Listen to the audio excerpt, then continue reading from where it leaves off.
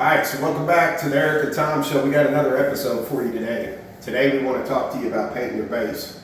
I'm going to show you a quick demonstration. Before I do, I want to tune you into something.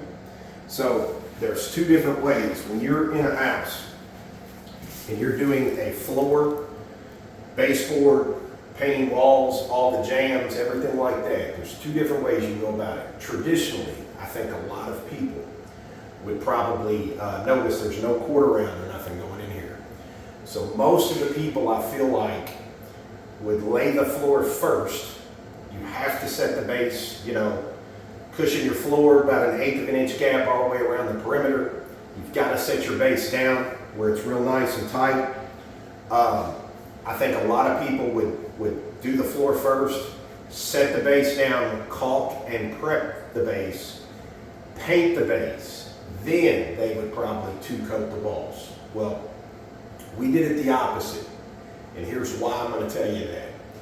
When we came in here, none of this baseboard was here. It was already pulled out of the house, not even sure who did it. It was all gone. The jams, every closet opening, door jam, all that stuff was already in play. So for me and Tom, we came in, we started with the ceilings first. We did every one of those jams, 2 coats. They're all bright white, pretty looking. Everybody knows the sides of those jams are a nightmare trying to cut that little guy. Then we went ahead and 2-coated the walls. The reason we did that, all this baseboard that I already put down, caulked, puttied, and everything, by doing the walls twice, we did not have to worry about cutting anything low at all. So with putting your baseboard on your floor, you're going to have to cut this regardless. So if none of your walls are done, you do your floor first. You have to get, you got to drape your floor. Then, once you cut, you still got to be tight to that floor. So that's still tedious. A lot of people like to just slop on that top lip so that way they come back with the wall color, cut that straight line. And I agree with you, that is a lot easier. But the way we did it, we rolled all these walls. I had to cut the corners and up by the ceiling. I didn't have to cut none of this space down here. Plus, because all our walls are already 2-coated, now we don't have to put a drape out on this brand new floor to get the speckle that comes with rolling. Not only will it hit the floor, you have to have some sort of shield up over this if you painted this first. Because the speckle, especially this color, a darker color, hitting that bright white, it's going to put dots right on that clean finish. So this is why we set our base completely last. It eliminated cutting the wall color all the way down here on top of this. It eliminated a lot of stuff. You can do it either way. I think a lot of people don't do it this way because this is very tight. I'm going to show you how simple it is. The trick of it is, you only want to concentrate about 1 foot at a time. You don't really want to start whipping through here. It's real easy to make a razor sharp line. You got a nice top lip here. So the trick is, when you go to dip this brush, for one, we got a 2-inch at an angle. This is not the time for a 3 or 4-inch brush, in my opinion. To make this a lot harder. So I'm going to swipe that left and right, and the top. I'm going to leave the bottom. That's going to act like an ink pen. It's going to let that paint bleed right up here to the tip, and it's going to cause me to keep going with my paint. Check this out. I'm going to start right below this line, mop this on. It looks completely ugly, and the more I mop, I'm bringing it down. Then I'm going to drag this right across the bottom, just like that.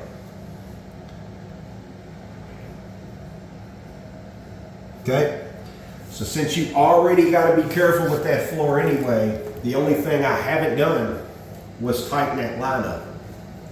Same concept. Both sides and the top, and look, I'm going to reverse it. I'm going to start right there and get a little bit of that off, and let that paintbrush ride right up on that lip and make a brand new straight line. Bring it back the other way and tighten that guy right up. That's it. You can keep doing this. You ain't gonna hurt a thing. You're just creating a new line every time you do it. Then we smooth that out. This foot's done. We're gonna move on down the line. It's literally that simple. It takes us about 45 minutes to an hour per room, times 6 rooms. So we got about 6 hours into painting this base. If we were to drop this floor in first, put the base on, prep it all, paint it all, we're gonna have at least 4 to 5 hours because we're quicker on top. Then you're gonna have to turn around and you're gonna have to cut on top of that base later 2 times to get your wall color on. To me, that's a lot more work.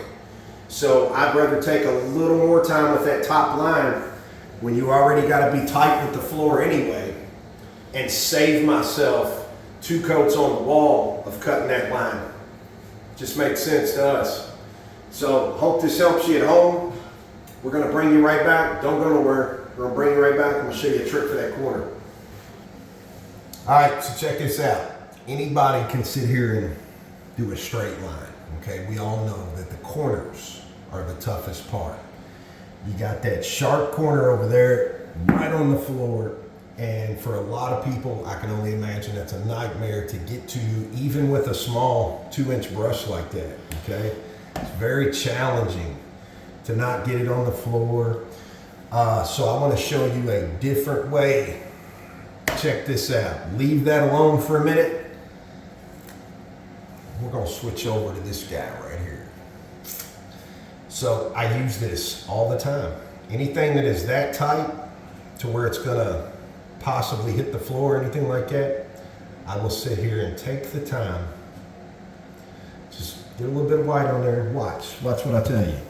I'm going to start up here, right in the crease.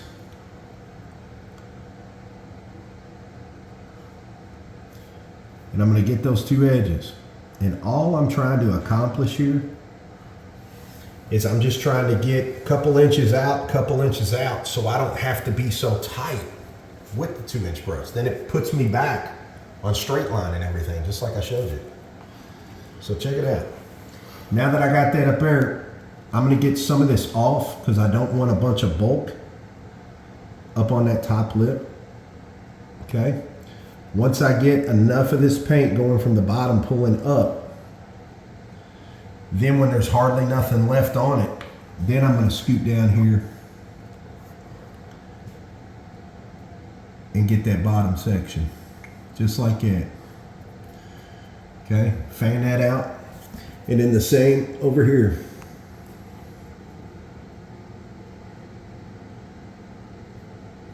Just like that. I'm gonna dip one more time. This is where I'm gonna get the top. Take it right in there, stab that corner, get that pretty little 90-degree turn, and then we're just gonna pull him. If you get any on the sidewall, get it off, and then we're gonna reverse that. Get him going, and just pull him straight. Just like that. Now we got a nice, pretty corner. Okay,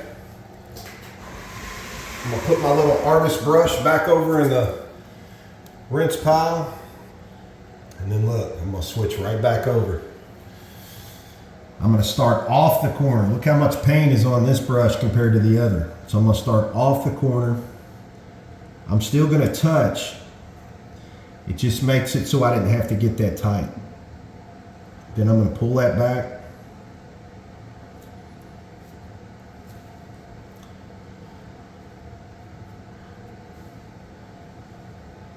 Set him down. Don't worry about all those lines and stuff. You'll get those right out.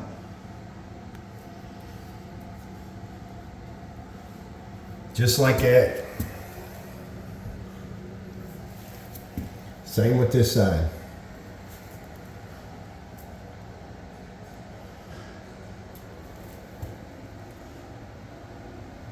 I'm gonna pull that away. Then I'm going to bring the bulk of that down.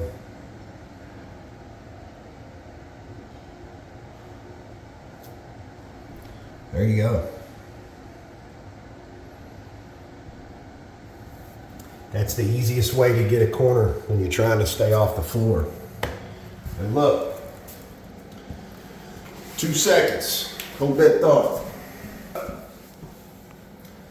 Right here, I barely oopsed and touched that floor. No problem. Let that dry, okay? Let that little speck there dry. As soon as it's dry, take you this little flathead and scrape that guy right up.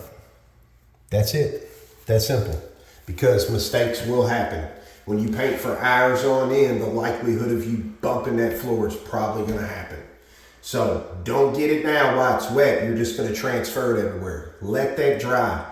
Come back with a little tiny screwdriver and just get that little line to go away. And just like that.